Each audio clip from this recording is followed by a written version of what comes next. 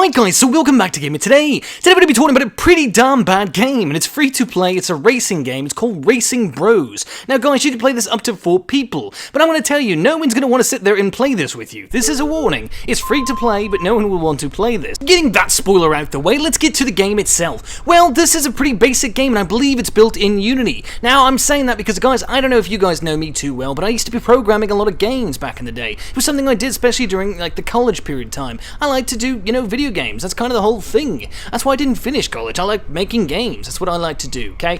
And that being said, I actually made some money at age 18 making a game called Left to Right. I got signed down to a big project. Well, it was an indie project, but it became a bigger project. And I ended up working on a lot of things from AI to texture work, you name it. I pretty much did almost everything I could, and I learned it all on the fly. I had known some of these things, but I had no experience doing them. I tell you all this, guys, because what I'm about to tell you about this game is hilariously stupid. And I want to tell you from a coding background and a programming background, as well as just a game design background. So what's the concept of Racing Bros? Well, basically you start out, if you're playing by yourself or with 4 people, and you drive, okay? That's all you do. You don't have any menu UI on screen, you don't have any map or nothing, and guys, if you press L1 or if you press on the touchpad, you either restart the game or go back to the home screen. So if you're one of those people who basically presses buttons when you first get into a game to figure out the controls, well, this game will basically punish you for it. Yeah, isn't that great? That's amazing, isn't it? Especially if you're about to win. But guys, who cares? Honestly, this game is ridiculously stupid. I mean, the textures are horrible, but watch this, guys. I'm going to show you an example of a collider error right there.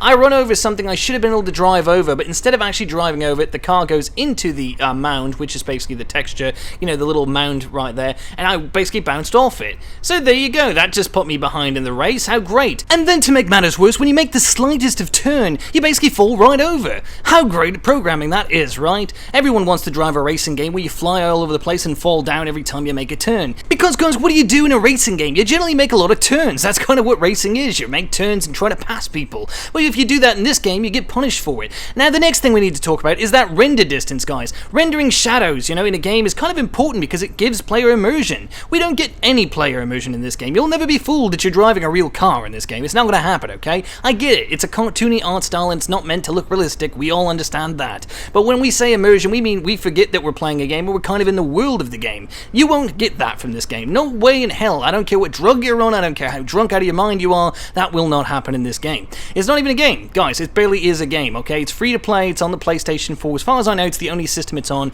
but there is no game here. This is barely a game. What is here is a broken mess with bad AI. Now, we're going to talk about the AI, guys. AI is like what the computer does, okay? Because you can't play against other players. Unfortunately, you kind of can, you kind of can't. You really won't get anyone to play this with you, and basically you have to compete against the other cars, which are the mafia cars. And these mafia cars are nothing but Unity stock, basically AI. And for those of you who have no idea what I'm talking about when I say Unity, it's a game engine. It's a free open source game engine, okay? Now, the thing about that is you do have to pay a licensing fee to actually get a game basically to run on the PlayStation 4, as well as have a developer console. So it's a little expensive, but why anyone would waste their goddamn money or time on this, even if you're in school just practicing your programming, I couldn't barely understand why someone would take the time to do this. It's about $100 to actually get on the PlayStation platform store, and then on top of that, you have to have a developer console, which can cost almost $1,000. So all of that just to make this mess doesn't make any sense. But back to the AI, guys. The AI is basically something you can download in Unity stock engine, okay? They have a little store within the engine. You go to the website, or you can even do it from the game engine itself when you're making the game, and you could download basically stock assets or assets that are free, or you could purchase assets. This asset is actually a free asset, and this free asset pack is super easy to use because almost all the work for the game is already done. Now, these cars do look kind of stocky, but they're not the stock ones that do come with the Unity stock engine, asset pack, which I can't remember the name. I think it's just the Racing 3D asset pack is what they call it. Now, guys, I've actually made a game utilizing this asset pack, and it was better than this because I actually tweaked the controls completely, remade everything in the game. The only thing I needed it for was basically the idea of AI mapping, which is basically where the cars actually go on the map, meaning the computer cars or the AI cars, how they drive across this map. And I basically tweaked the hell out of it and made a bunch of cool courses. About 4 levels, I think, is what I made. I could have finished it, but I chose not to because I didn't see the point. The game was supposed to be made for mobile, but it eventually basically never made sense to make it for me. Now, maybe one day I'll change my mind and get back into gaming and programming and all that and do that stuff, but I just changed my mind. But the point of this matter is, it took very little effort for me to get a game running and then basically to tweak it. Now, when I say tweaked it, I did put about 100 hours into tweaking the, controls and basically tweaking everything, from the car movements, etc., and making it my own thing and adding adding code on top of the code that was already there and basically tweaking it further from there. These guys didn't do any of that, and the stock stuff that they did do, they didn't even tweak it properly. They just basically put a whole level together. They, got some level map, and then they put that into the game. So basically they took some bullshit level and they put it inside the game and didn't even map the AI properly. On this level, you guys can see the cars don't even react well to what they're doing in the environment. They have no idea which way they're going, and that's called AI pathing. They basically are supposed to know the objects like the trees and stuff and how to go around it, but they don't. In this game, they have no comprehension. Even if you go in front of them, they have no behavior and no understanding of your behavior to react to it. So basically, the cars drive erratically in this game, and it's really stupid because it's not fun at all, and on top of that, they just annoy the hell out of you. So the easiest thing to do is to knock them out the way. Now, why I say that's a problem is because, when you knock something into someone, basically you have to make a turn basically into them, right? What do we talk about with turning in this game? You almost flip over every single time. So what you have to do is get real used to the controls and barely move the thumbstick, and even then you'll still fly across the basically game, and you won't get anywhere. Now, you'll be lucky enough to get a few wins in this game, but mostly because the AI basically runs into things. Almost every win I've gotten in this game was because the AI had no comprehension of where they were in the game. And in the snow level, I didn't even see them for almost the whole game. And could I tell if they were behind me? Probably not, because there's no map, there's no rear view mirror, there's no nothing. This game is as bare bones as it can possibly get. And in the snow level, there was a lot of points of visibility where I could not see anything, where I had no clue if I was going the right way, and there was points where I didn't even know where to make the turn because the game doesn't really make it obvious. And the reason for that is because the render distance. Yeah, the render distance. And on top of that, those collider issues where we're running into the ground and basically we're bouncing off it, the mounds or whatever you want to call it, we're bouncing off it, that's really annoying. And on top of the render distance, I don't understand why it is that I pass the object or pass whatever it is that the shadow or whatever I'm supposed to be seeing in the game is not really shown until I'm already passing it.